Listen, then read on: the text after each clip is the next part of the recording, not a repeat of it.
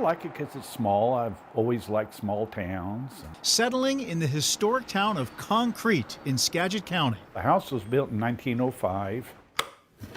It seemed just right for a man who appreciates old-time things. Larry Tusten is surrounded by antiques in his 115-year-old house on Concrete's Main Street.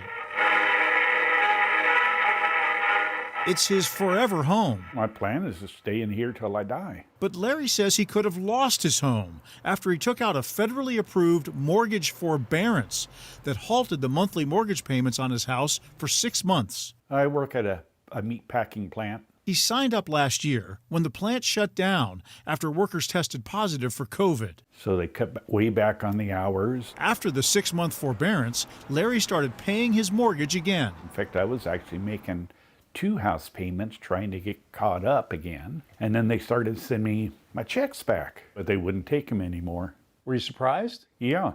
And after it returned his checks, his loan servicer, U.S. Bank, sent him this, a notice that his new repayment rate was more than $2,200 a month. The paperwork called the payments voluntary, but Larry says he couldn't get the amount reduced. Did you ever get on the phone with anybody from U.S. Bank and talk to them? Yeah, many times. What was that conversation like? I'll call you back on Thursday or whatever. And never call me back, never call me back. And it didn't make sense because it was way more than I could afford. I mean, it's 3 times my normal house payment. What did you think when you saw that?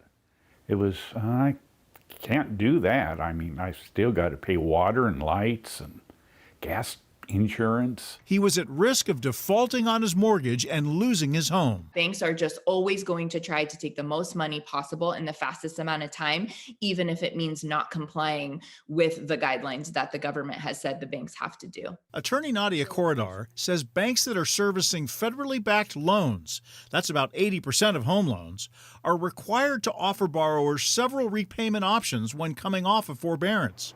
She says U.S. Bank didn't in Larry's case. Larry is not alone. I have personally had many more clients than Larry at this point, and they're ranging all over from the different banks. She was able to negotiate Larry's house payment down to the $759 per month that it was before the forbearance, with an added 6 months to the life of the loan.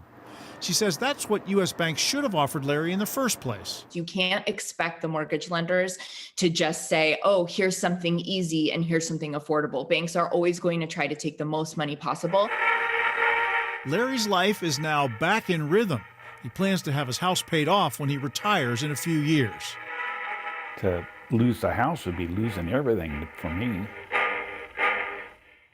The important lesson here is that the initial payment plan that your lender offers may not be so, well, concrete. So it's important to be persistent if you want to negotiate a lower payment. In Concrete, Chris Ingalls, King 5 News. And in a statement late today, a U.S. Bank spokesperson said, quote, customers are encouraged to reach out to discuss their situation. And the bank's, quote, top priority is to keep customers in their home with affordable monthly payments. He did decline to discuss Larry's case. The Federal Consumer Financial Protection Bureau has a website explaining the options for borrowers. You can text the keyword HELP to 206-448-4545 for more information. We'll also send you a link to free HUD housing counselors as well in order to get some additional help.